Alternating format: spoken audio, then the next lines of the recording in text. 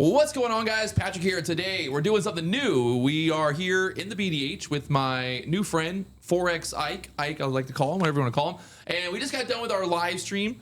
Did a little live streaming experience this morning, live from the BDH. Every morning, 9 a.m. Tune in. But I wanted to ask Ike a few questions, talk about his trading journey and where he's at, where he's come from, and kind of if he's got some information or some advice for people out there that are also coming up.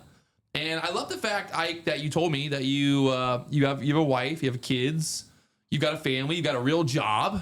That right there is like, wow, that's impressive. You know, like that alone is like, that makes you like a real man. Who would have thought? I mean, who would have thought people actually do that? So yeah, tell me about yourself. How long have you been trading for now? Yeah, so got into trading really about 3 years ago from like a lot of people do from some influencer online. Sorry. Oh, Check it. There you go. All right, one more time.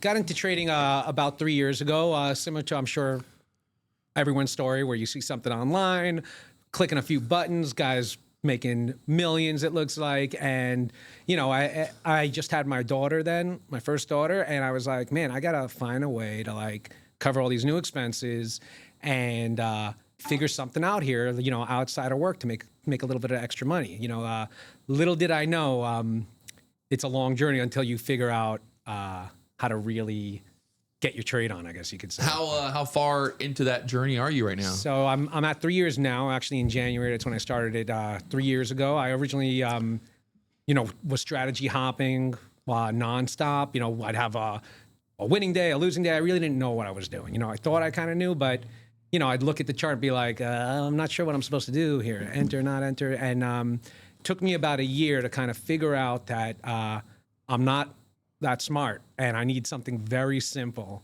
that will work for me, you know, which is why what I'm trading is really just support and resistance. I draw lines. It's like everyone in the trading industry clowns on it, but that's what I do. It's what I get payouts on consistently.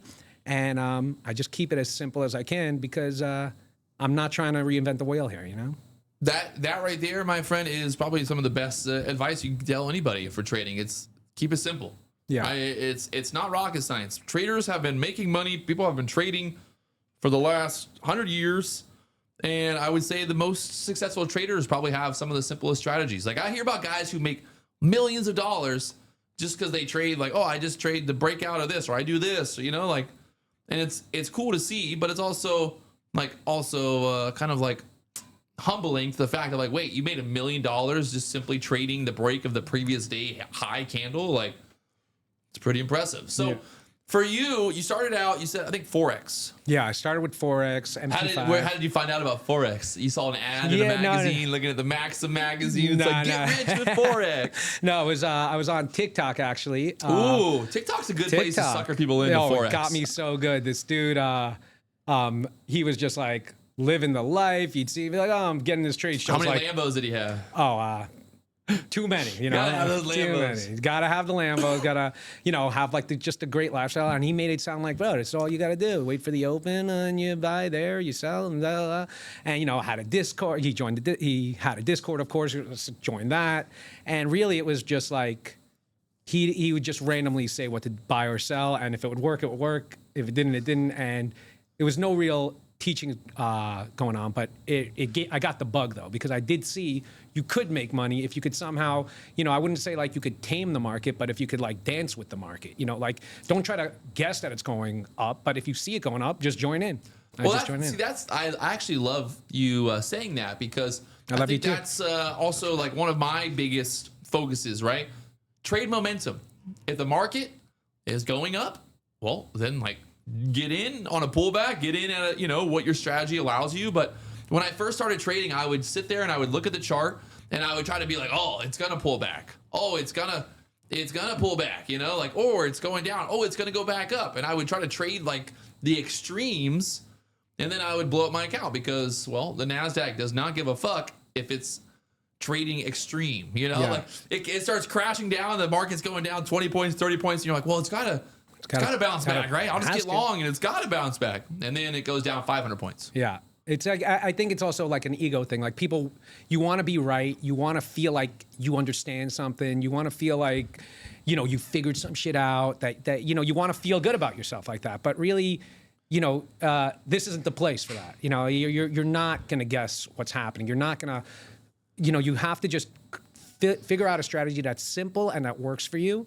and don't try to be a genius. Like, if anything, get stupider, dumb it down, because like, the proof's in the pudding. You see, I post it online every time. I post my trades from the start of them to the end. A lot of them. I post my payouts. Like, yeah, the proof's in the pudding. So like, you can have your chart marked up with everything and triangles everywhere, and every now and then it'll be right, because if you draw a random line on the chart, price will eventually like come to it. Might go through it, but it's like, I don't know, man. My yellow lines, the market does not go through my yellow lines. It's guaranteed. Well, you've got those special BDH yellow lines, which, I'm going to... Big old yellow lines. Big old yellow lines. I got to figure out how to get on that. See, another thing I love, I love you. I love you, Pat. I've never met Ike before. He was like, hit me up on Twitter. He's like, I'm going to be in Florida. Let me come to BDH. I'm like, all right, fuck it. Let's see what this guy's about.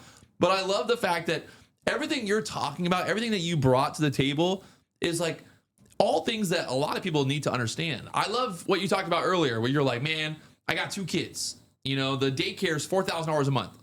So like, for me, if I can make $4,000 extra a month trading, like, that's awesome. Like, that is literally paying my bills. It's keeping me going. I'm not overly obsessing. You have a normal job. You got a family, and you're not just sitting there on a computer 8 hours a day trying to pick the bottom and the top. You're waiting for your setup. We saw it today on the live stream. I love the patience. You could have easily been like, fuck it, I'm just going to jump in. Oh, I'm going to do this. You waited. Then your setup presented itself. You got into the trade. You had your stop, your buy stop, or I think you had a limit sell. Yeah, limit sell. Basically, you got filled, and then instantly you're like, bang, I'm taking profit. That's it. And it's because you waited, 30, 40, 50 minutes? Yeah.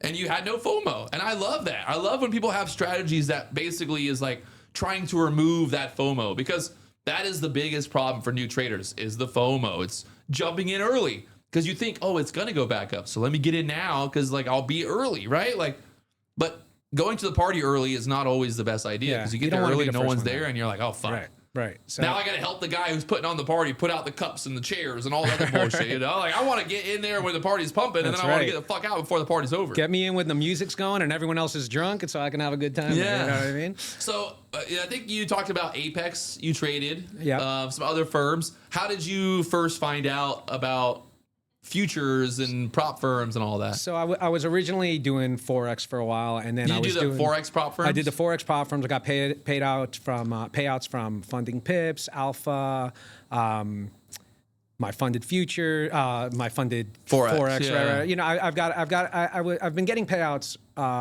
for probably about 14 months now. So I've been trading for about 3 years now. After about a year, I finally realized like that I'm not that smart and I got to keep it simple. And then I got to the break even stage for a good 3-4 months where I was like winning, losing, but not depositing more money, not taking out any money, but maintaining. And then kind of I just realized like my main problem is I sometimes get too excited where I want to get in this trade. I want to be right here. And as soon as I eliminated that, it also eliminated 40, 50, 60% of my trades that I would take throughout the day. And those end up being losing trades. So a big part of being a successful trader is not trading. You need to know, like, there's different setups. People say, oh, this is my A+, this is my B. But it's like, I only take my A+. I only have A+. Everything else is an F. It's either A+ and it should work out, or I'm not going to take a shot. Even if it will win, I don't get FOMO. I don't care. You need to be dead inside. You need to remove yourself from the money here and just, which is what we were talking about earlier also about passing evals. Like, I don't want to spend a lot of time passing an eval because then you get too invested and you care too much about that funded account. And when you care and you start chasing that money will start to run. It's when you almost like just follow your plan. You don't care. You just want to do what you're known to do. That's when the money just comes to you. Dropping knowledge over there. So I saw today you mostly focus on the 5-minute chart for your entries and all that. What was the epiphany moment that drove you to the 5-minute chart for your setups? I guess you got your screen pulled up there. We could look at it right here. Yeah. What just kind of show us I think you had a setup earlier that you took. You can maybe just look at that, kind of how that would have looked. Back up to it. Let's see. Control Z a whole bunch. Yeah, Control Z, baby. Let's see. Okay, so that's the trade right there, right? So pretty much we were watching price the whole day, right? Like this trade didn't happen until 11 o'clock, really. Yeah. But I've noticed all these wick rejections coming, so I was kind of feeling bearish here, and I kept seeing bounces, but I'm not trading in this zone here between 2011 and 993, just because price keeps, you don't want to get chopped up. And those are levels that you drew earlier from the 30-minute chart. I go on a 30-minute, I go off closures of candles, and then I jump into the 5 or the 1 minute to get in. And so actually, here's the 5 minute. You can't see it. You can't see that trade that well in the 5 minute. But what I was waiting for was a closure below, like a solid closure below. So over here was the first closure below, but this is on the 1 minute. The 5 minute didn't close below. So I wanted to wait. I saw a pop back up here and then right back down. And as soon as this came down, I waited for this next candle to form and start pulling up. As soon as it pulled up, pretty much touching the EMA, I put a sell stop over here. So if price would have kept going up here, I never would have been in the trade, and I would have canceled it like I canceled 2 or 3 during the day. Well, you talked about that earlier, too. You said, on average, you take 1 to 2 trades a day, get your consistency right, and then focus on the rest of your stuff. But you also cancel how many trades a day? I canceled probably 10, 15 trades a day. And do you feel like emotionally you're like, fuck, do you feel bad about canceling a trade? No, I'm almost fucking relieved. I'm almost like, it is nice, I'm almost right? like, oh, thank God. But and plenty of those canceled trades end up playing out. But it's not. I'm not trying to win big. I'm just trying not to lose. So I don't mind if 5 of those trades play out, and then if 7 of them wouldn't have, I would have been popped. So I'm not. I don't look at it like that. And in trading, there's 5 outcomes that can happen with every trade. Right? You can win big. You can win small. You can break even. You can lose big or you can lose small. And if you eliminate just one of those, which is lose big, of course, you'll be profitable. Because then you'll be win big, win small, break even, and lose small. You'll be profitable that way. So you need to make sure that you avoid these big losses and that you don't over risk. You need to know, like, hey, my stop loss is at X amount of dollars, and that's where I'm cutting it. I'm not going to lose big. Well, that's a really good point. I think you can probably elaborate more on that, but it's like, how detrimental is it towards your trading experience and your journey if you're just constantly blowing up accounts? I mean, it will fuck with your head, and you'll tell yourself you got to stop doing this because then that's what will happen. Either you're going to stop doing it and get profitable, or you're going to stop doing it and do something else, which is fine because you do need to have a little certain type of crazy to be a trader. You really do. You have to be a little bit, a little special, I guess you could say, right? So it's like, not everyone's special. I mean, it is. I don't know if it's special or if you just have to be stubborn, right? Because it is really funny because when you think about the idea of like pretty much 90% of traders lose, like what hope is there? Yeah, and the crazy part is it's buy or sell, right? Yeah. So technically you should have 50-50, right? You should. Like 50% should win, 50% should lose. Like why is it 90? It's because it's you. It's the trader that's fucking up. It's not anything else. It's not the market. It's not your strategy.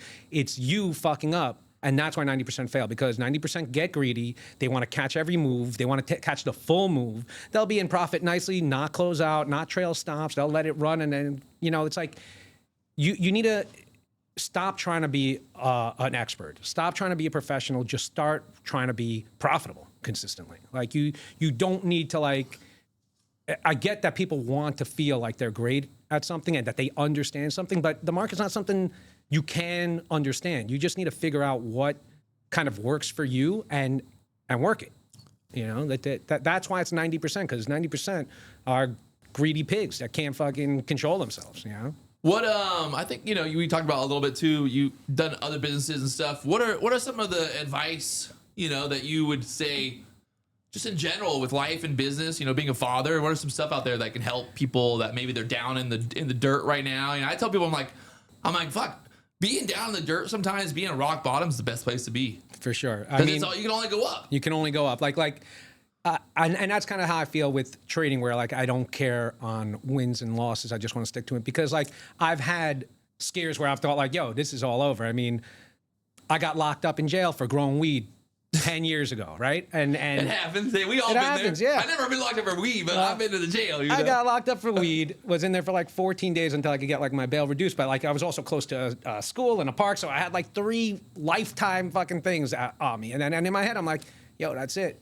It's over for Ike. It's over. For the backstory, I mean, you are from Brooklyn. I am from Brooklyn. I got to make a living, bro. Yeah. You know, getting arrested for weed is kind of just like a normal it's part day of growing Brooklyn, up. You know, Yeah, like hey. Maybe I shouldn't have been growing it, but if you were living somewhere else, I'd be like, oh, that's kind of bad. But the fact that you're in Brooklyn, you know, I was just trying to save some money. I wanted to just grow my own, you know. I feel like you would be a good weed dealer. Yeah, I just sold to myself. I was just trying to smoke free. But either way, once I was in there, pretty much everything after that is gravy. Because in my head, I was like, yo, I'm gonna get popped.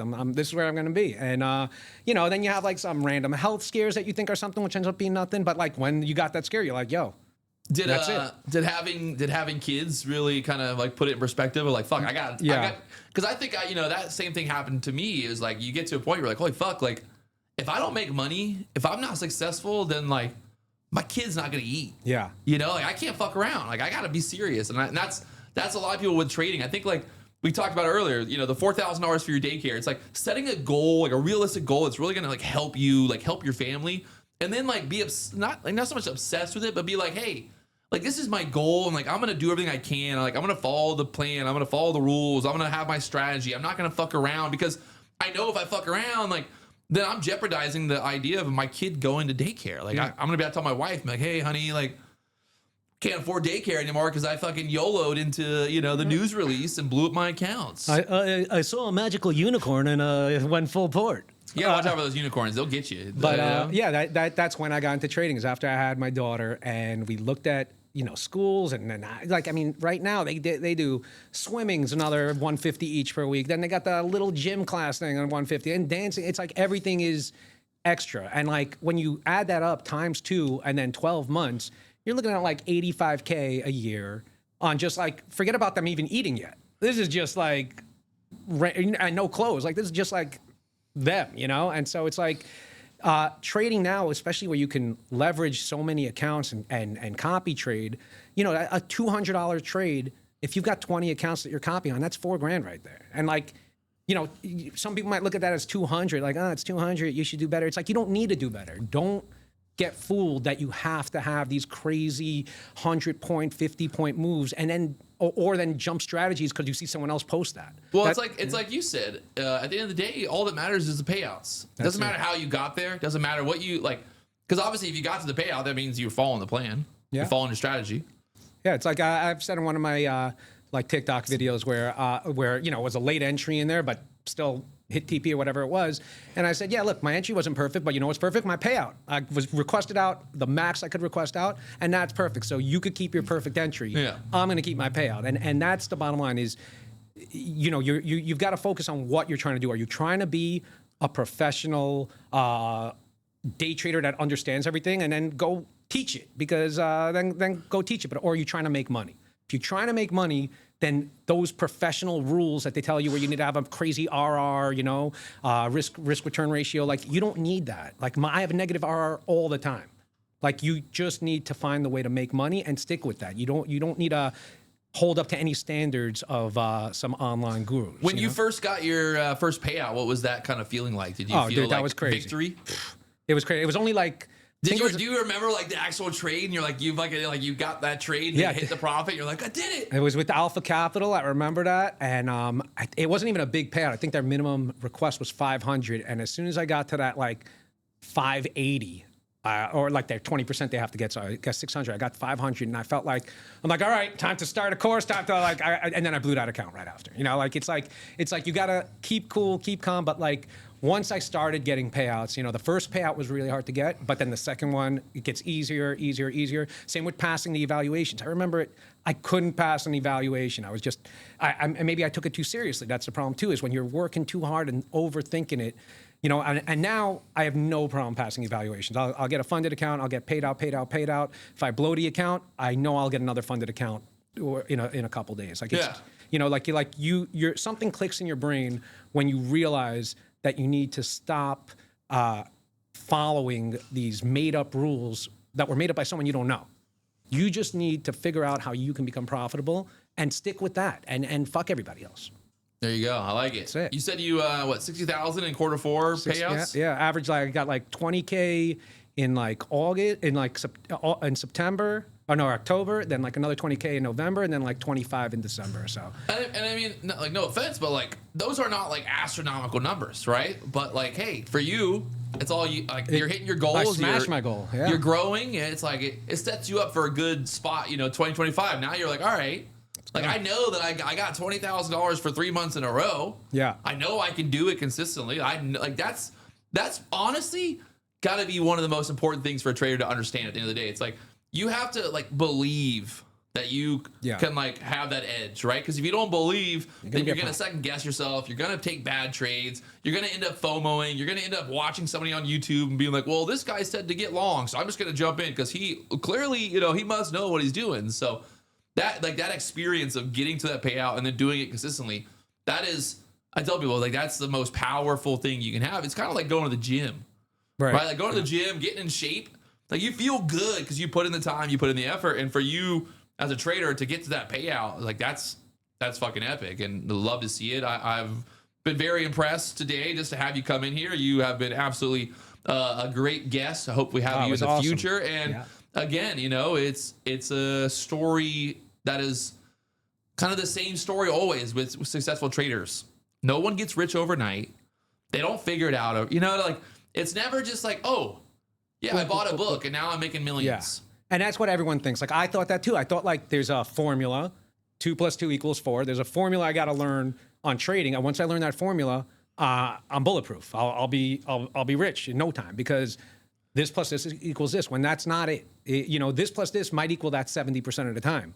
So now the trick is on those 30% wrong ones, don't erase the 70% right. That's my favorite, right? You have the guy that's like, hey, I made $200 every day for a week and then I lost $10,000 on Monday. Always. You're like, well, that is not good. I mean, it's like you got to ask yourself, like, hey, if I'm making $200 like on average, then like I really can't afford to lose more than $200 in a day. Like, right? Like I got to keep it in check, and that's the hardest thing about trading is keeping it in check and controlling your emotions and growing as a trader. But if you don't grow, if you don't have the experience, then you're never going to get to that point. So big thank you again for coming in here today. If you want to give one little piece of advice, if I'm a brand new trader, I have no idea where to start. Where do I start? How do I do it? What should be the best plan for you? Okay, my best piece of advice, which I said earlier in the stream, is to remember that you're not smart. Remember that, because you think you're smart, and so do all the 95% of traders that fail. They all think the same as you. So the only way to be smart is to be smart enough to know you're not smart. As much sense as that makes. That puts you in that 5%. And as soon as I figured, like, let me stop being such a genius and figuring this out and just keep it simple. Closure above for me, buy. Closure below, I sell, as long as it's going with the momentum. And that's it. You keep it simple. You don't fall into the trap of thinking that you're smart, because you're not.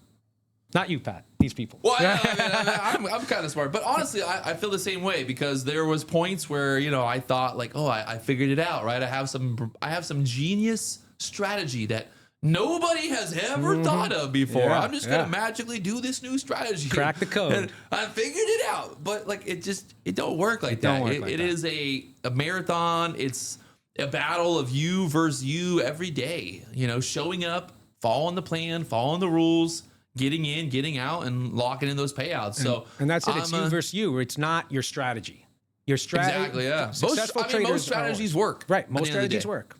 But most people don't follow the strategy. Right. If you're gonna trade 5-minute candle closures, that means that you can't fucking all of a sudden be like, all right, fuck it, I'm going to the 1-minute chart. I'm gonna get in now. Right. You're like, because then you'll get popped, and you can't feel like. And if the whole point of trading is to get money, pretty much, and be free to get your money, you can't rely on like following somebody else's trades online. If you're looking to follow trades, you're going to get popped, because sometimes they're going to be right, sometimes they're going to be wrong. You're better off literally flipping a coin and saying, all right, I'm going to buy or sell 10-point, stop loss 10-point, take profit and go, because you're not learning by following someone, so you'll never be free. And if they're going through a bad day or they YOLO, you're going to get popped with your money. So it's like, don't fall for that. The signals aren't the way, the bots aren't the way. The only way is you.